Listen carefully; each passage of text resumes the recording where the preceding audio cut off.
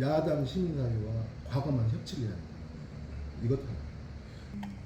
제가 출마 선언문에도 이야기했듯이 지금 민생이야말로 최고의 개혁이고 가장 시급한 개혁이다. 일부 정치, 일부 정파가 강성 팬덤을 등에 업고 그 의견을 중심에 두고 해나가는 것에 대해서는 강하게 단절해야 될 필요가 있다. 나오진 않았지만 그런 공감대도 또 대다수 당원이나 또 국회의원들 사이에 많이 있으니까. 예, 전략은 뭡니까?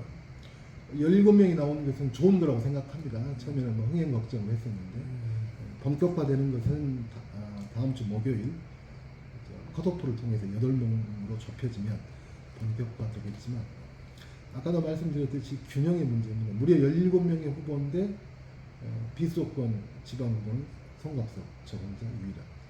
그리고 또 17명의 후보인데 대다수가 친명을 표방하고 있습니다. 그래서 지역과 지방의 목소리를 대변할 수 있습니다. 그 중에서 또한 호남의 목소리를 대변할 수 있는 것, 이것이 많은 저희 당원들의 공감대를 불러일으킬 수 있는 것이다. 그 다음에 아까 말씀드렸듯이 새로운 시각에서 다른 목소리를 과감하게 지도부에서 할 수 있는 역할, 이런 것들에 대한 요구가 저에게 있다. 물론 외부적인 요인으로는 몇 가지를 들 수 있다고 생각합니다. 저희 당의 당세가 급격히 확장하면서 당원 구조에 있어서 예전에 호남이 차지했던 비중보다는 많이 낮아진 것, 이런 문제. 그 다음에 정치의 소비, 또 정치의 생산, 이것도 역시나 수도권을 중심으로 해서 급격하게 진행되고 있는 것. 예를 들자면 언론 매체나 또 SNS와 관련된 생산과 소비, 이런 것들도 큰 영향이 있다고 생각합니다.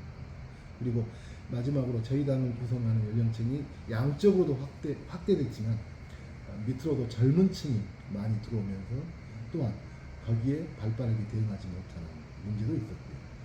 그 다음에 기존의 중진 의원들이 저희 당의 분당 과정, 이런 과정을 통해서 초재선으로 급격하게 전환이 되면서 초재선들이 당 내에서 혹은 대국민적으로 본인들의 발언권과 영향력을 형성해 나가는데 시간의 문제, 이런 것들도 외부적인 요인으로 있다라고 생각합니다.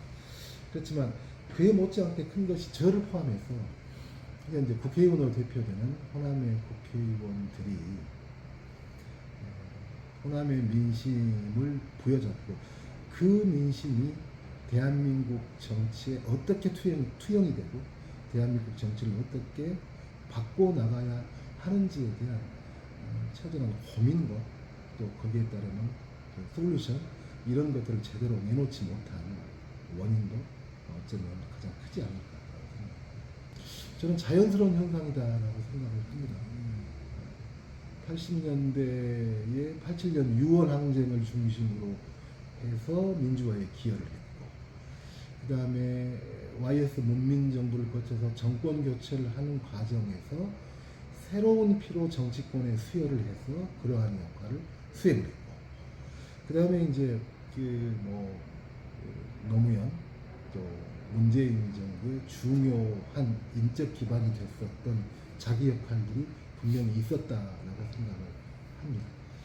근데 그때 20대 때 주요한 세계관을 형성했었던 86세대들의 세계관이 현재도 유효할 것인가? 저는 그렇지 않다고 봅니다. 시대적 과제도 달라졌고 환경도 달라졌고, 그래서 거기에 따른 변화와 적응도 필요하지만 근본적으로는 새로운 문제에 대한 해결은 새로운 세대의 감수성으로 할 수밖에 없는 것이, 그것이 정치가 됐건 세상사가 됐건 간에 동서고금은 막론하고 자연스러운 문제다라고 생각을 합니다. 그래서 그런 면에서 서서히 자신들의 과제를 마무리하면서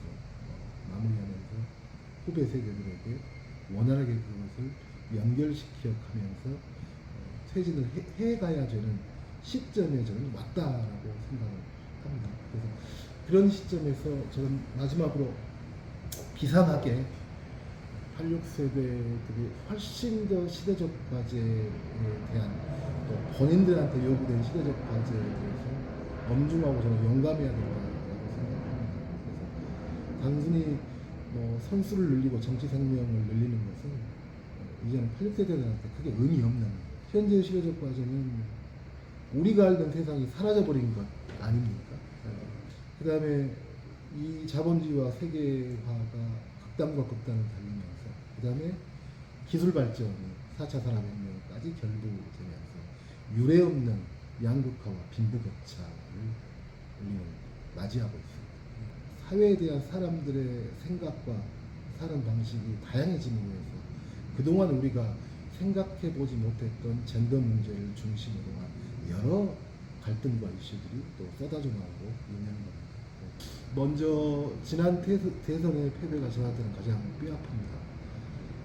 지난 대선을 복귀해 보면 대선 승리를 그 누구도 장담하고 있지 못할 때 호남이 먼저 나섰습니다. 사전투표 때 유례없는 높은 투표를 통해서 전국에 호남의 분명한 메시지를 보냈죠. 그걸로부터 시작해서 0.73%까지 근접했지만 결국은 실패했습니다. 영끌 투표를 호남이 했었죠. 그렇지만 패배했고 거기에 대한 많은 실망과 또 좌절, 이런 것들이 호남민들이 맛보고 있습니다. 몇 년은 또 지방선거에서 패배도 있는 거고요. 그래서 그 어느 때보다 이런 위기 상황에서 호남의 힘을, 또 호남의 지혜를, 또 호남민들의 놀라운 균형 감각을 저희 민주당은 원하고 있다고 생각합니다. 그것을 제대로 민주당 지도부에 입성을 해서 전하고 전달하는 역할을 당당하게 수행할 생각입니다.